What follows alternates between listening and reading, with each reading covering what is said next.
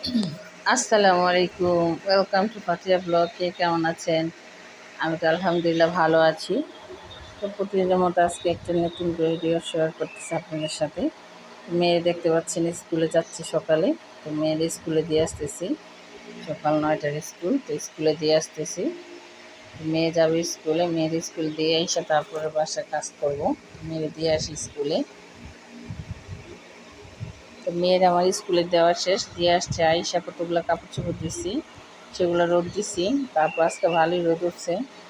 তারপরে অনেকগুলো কাপড় চোপড় দিছি, তারপর চাদর টাদর ধোয়া হয়েছে। এই জায়গাটা কত সুন্দর পরিষ্কার। তো বৃষ্টির পানি আসলে এই জায়গাটা আমাদের একদম কাদা কাদা হয়ে থাকে, যেহেতু ভাড়াটি আসে যায়। তো এই জায়গাটা 4-5 বালতি দিয়ে বসে বসে ধুইছি, মানে মুছছি বসে বসে। আর দেখেন এখন কত সুন্দর দেখা যায়, জায়গায় পানি আসে সিঁড়ি দিয়ে। বৃষ্টির পানি আসলে এখানে জমা থাকে, তো আমার এগুলো ভালো লাগে না। তো আমি এত কাদা কুদা ময়লা উঠলে আমি দেখতে পাই না, আমার গেটের সামনে থাকতে হবে পক্কা পরিষ্কার। তো এগুলো সব আমি এসে সুন্দর করে বাইরে বাড়িটা আগে ক্লিন করছি। তো বাইরে বাড়িটা আগে করছি, ঘরের কাজ না না করে আজকে বাইরের টাকে শেষ করে আসছি। এখন দেখেন ঘরের কী অবস্থা। তো আমার সিলিন্ডার শেষ হয়ে গেছে। তো এই আজকে রান্নাঘর ধুবো, রান্নাঘর পরিষ্কার করবো। রান্নাঘর সব এলোমেলো হয়ে আছে, তো এগুলারে ক্লিন করবো। আগে মেয়ের নিয়ে আসতে যাব। তো মেয়ের স্কুল থেকে নিয়ে আসছি, আসার সময় মেয়ে আমার দোকানে ঢুকছে। তো মেয়ে আছে কী খাবে, বায়না করতেছে কোনটা খাবো। আমি বলি তুমি চয়েস করো। তো সে তো চকলেটের প্রতি হাত দেয় যে আমি চকলেট করবো, এগুলো খাওয়া ভালো না, অন্য কিছু নাও। মানে চিন্তায় পড়ে গেছে কী খাবে কী নেবে। যাই হোক, মেয়ে চয়েস মতো মেয়ে খাবার কিনছে। তো আসার সময় মেয়ের নেওয়া আসতেছে, গেটের সামনে দেখে আবার যে কত হাঁড়ি পাতিল, কত সুন্দর সুন্দর হাঁড়ি পাতিল। তো আমার কিনতে ইচ্ছা করে, দেখলে সংসারে টুকটাক জিনিস কিনতে ইচ্ছা করে। তো টাকাটা তো বাজেটে কুলায় না, দেখে কিনতে পারি না। যেটুকু পারি কিনে ইনশাল্লাহ কিনবো আস্তে আস্তে। তো দেখলে আমার কিন্তু দামাদামি করতেছিলাম যে এটা ভালো লাগছে কড়াইগুলা, দাম অনেক বলে। তো টাকা ছিল না, দেখে কিনতে পারি নাই, তাই না হলে কিনতাম আমি। তো মাশাআল্লাহ অনেক সুন্দর লাগে, সুন্দর সুন্দর হাঁড়ি পাতিল। সংসারের জন্য নতুন নতুন জিনিস কেনাকাটা করলে ভালোই লাগে আমার কাছে। আমার ঘরের জিনিস ঘরে সাজাতে ভালো লাগে, ঘরের জিনিসপত্র কিনতে ভালো লাগে আমার। তো এই তো পাতিলটা অনেক সুন্দর, পাতিলটার দাম অনেক চায়।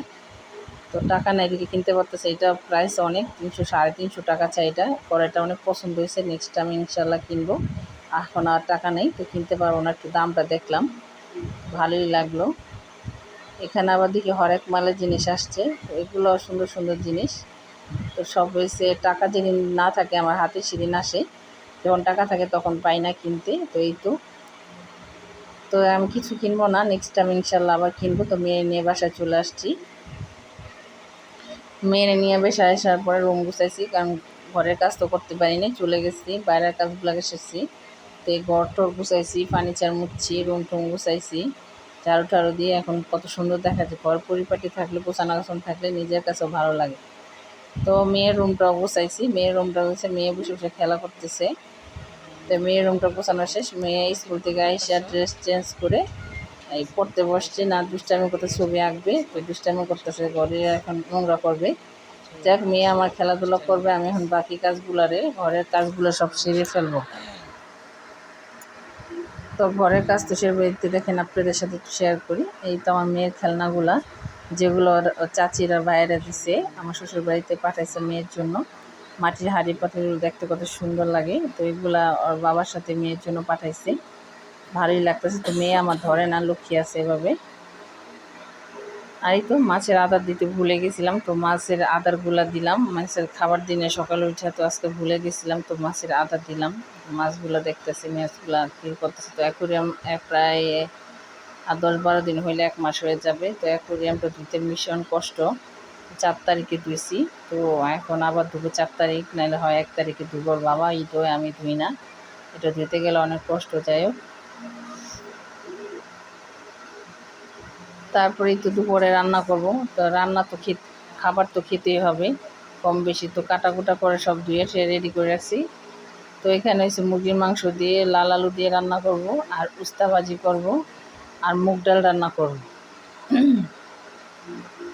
এই তো রান্না আমি বসাই দিছি, একটা একটা করে বসাই দিছি। তো হঠাৎ করে আর জাম্বুরা ভর্তা খেতে ইচ্ছা করলো, এসে থেকে যে জাম্বুরা আছে ভর্তা করতেছিলাম মরিচ দিয়ে লবণ দিয়ে। তো হঠাৎ আবার কারেন্টটা চলে গেছে। তো তারপর কী করো, কারেন্ট চলে যাওয়ার পর গেটের সামনে বসে বসে ভর্তা খেয়েছি, ভালোই লাগছে, অনেক ঝাল ছিল। তো কারেন্ট ছিল না অনেক ঘন্টা, তো কারেন্টের জন্য ওয়েট করতেছিলাম। তারপর আমি লাইট ছিল, অটো লাইট, তো ওটা দিয়ে রান্না করে ফেলছি। সব কিছু রান্না আমার হয়ে গেছে।